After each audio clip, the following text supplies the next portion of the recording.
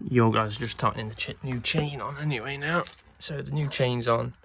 They normally have a sticker somewhere saying that you want, I think it's about 35mm of play in the chain. I just do it normally by feel. Obviously, when I took the chain tighteners off, the guy had these things on it, which basically just went on there. But obviously, as you can tell, then you can't get a locking nut on. And he'd bodged a little tiny little screw on the end of it, which would probably come off, and then my chain would come off. So basically scrap the fuck out of them, they're just shit. And basically I'm using like the normal original chain tighteners have. Little, I think it's 10mm nut on there, and then basically you get another 10mm nut, you put that on when you've tightened it right, and you lock it onto there. That acts as your locking nut. So I'm doing that on both sides basically. And that way it's much easier. Don't know why you wouldn't do that in the first place, because literally you can just get a ratchet straight on, tighten it up. So obviously as you tighten your chains like really far when it's getting baggy, you will not be able to use one of these eventually because of getting it on. So you'll just use a little ratchet spanner to do that. But yeah, tightening the chain, as you can see down there, if it focuses on it, probably won't. There's little lines on the chain tightener. Basically, you just want to keep ratcheting each side to them lines, so you're doing it even on both sides, so that you're making sure the wheel is straight. Because you don't want a wonky wheel, because you're just going to end up in a ditch, basically. But yeah, I've got still quite a bit of play on that, but I'm going to sit on it, see what it's like.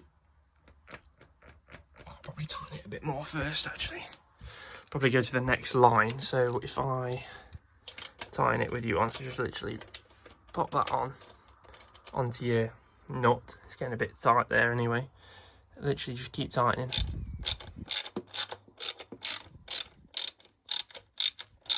You'll see that moving just like that. Now it's getting to the point of where I can't tighten that anymore. Now you can see the wheel's wonky a little bit. Go back over to the other side.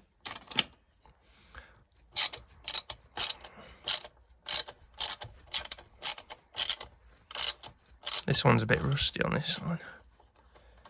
Literally till it's like virtually not tightening anymore again. It's about the same. Feel the chain. Oh yeah, it's very tight now. Might be a little too tight, but I'll sit on it. If it's like that when I'm sitting on it, if it's like that dead tight, I'll have to loosen it off, which is a pain in the arse. But if it's like that, a little bit like that, that's fine for me. But yeah, let me check. So chain's now at the perfect tension. When I sat on it, it's still got that, to my judgment, 35mm free play on it. Just putting these little locking nuts on there. Literally just thread them on. By the way, with the puncture, with the tyre, all it was, which I thought it could have been, because I couldn't find a like puncture hole anywhere on the tread. So all it literally was the valve on the rear tyre. Just that valve in there. Put a new one on for me. It was leaking on that, and also leaking somewhere on the sidewall.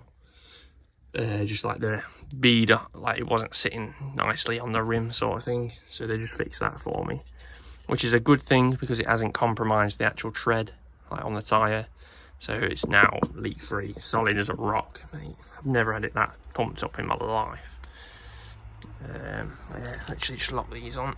That's not liking. See, if a thread doesn't like going on, I always try it the other way,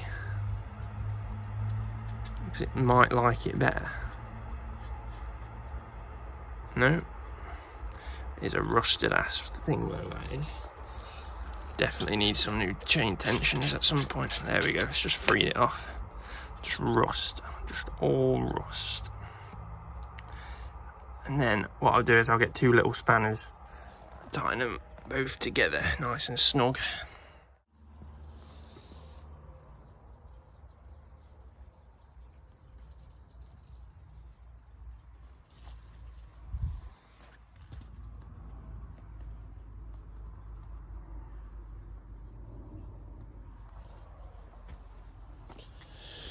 Just gonna suck all that out basically.